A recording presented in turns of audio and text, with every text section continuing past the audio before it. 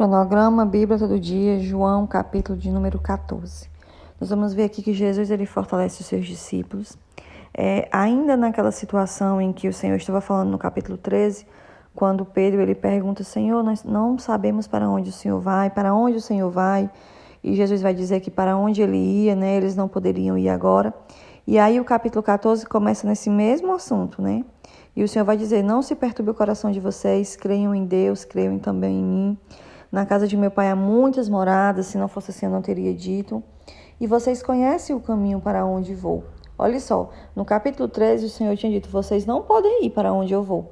Mas no capítulo 14 o Senhor está dizendo, vocês conhecem o caminho.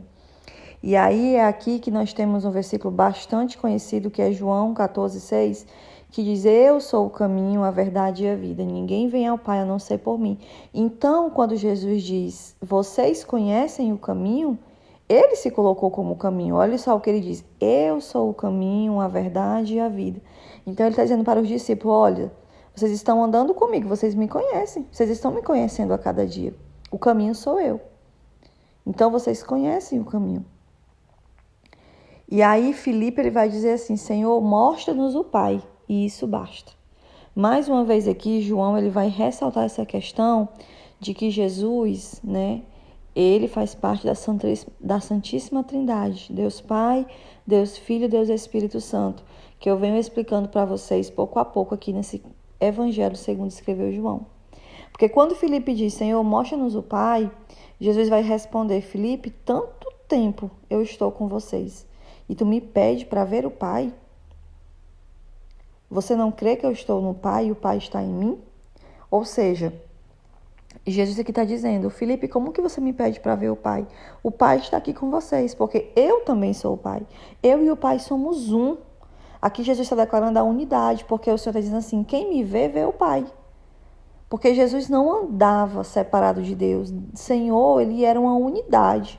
Ele era um só com o Deus Todo-Poderoso. E assim também nós devemos ser. Porque eu acho interessante que Jesus disse, quem me vê, vê o Pai. E aí eu me questiono, sempre que eu leio essa passagem, quando as pessoas olham para mim, elas veem o quê? Quando as pessoas olham para a Jéssica, elas veem o quê? Porque quando olhava-se para Jesus, se viu o Pai. Amém? Então, versículo 11, ele diz assim, creiam em mim quando digo que estou no Pai e que o Pai está em mim. Ou pelo menos creiam por conta das obras.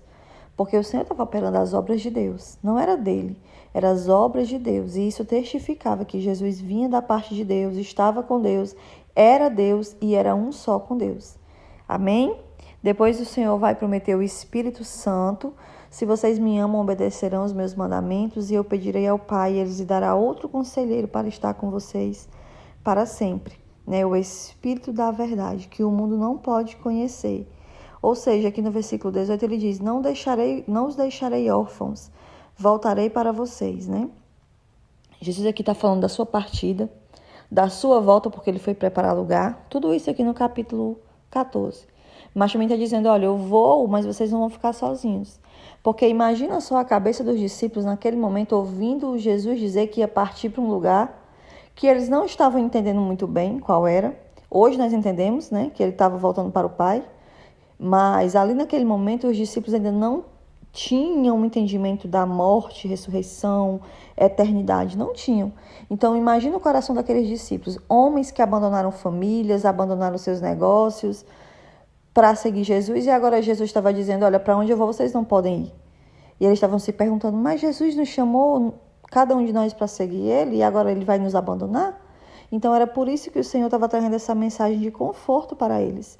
E dizendo, vocês não vão ficar sozinhos, eu vou enviar outro, o Espírito Consolador. Pedir ao Pai que envie, né? Que é justamente o Espírito Santo que ajudou eles no restante da caminhada depois que Jesus subiu. E nos ajuda hoje, que é o Espírito Santo que nos dá a capacidade de viver a vida cristã, de enfrentar as lutas diárias, as tentações. Tudo é através do Espírito Santo de Deus. Então, toda vez que você lê esse capítulo 14, você entende que era uma mensagem para os discípulos daquela época, mas também é para nós hoje. Tá? Então, que Deus abençoe e é sobre isso.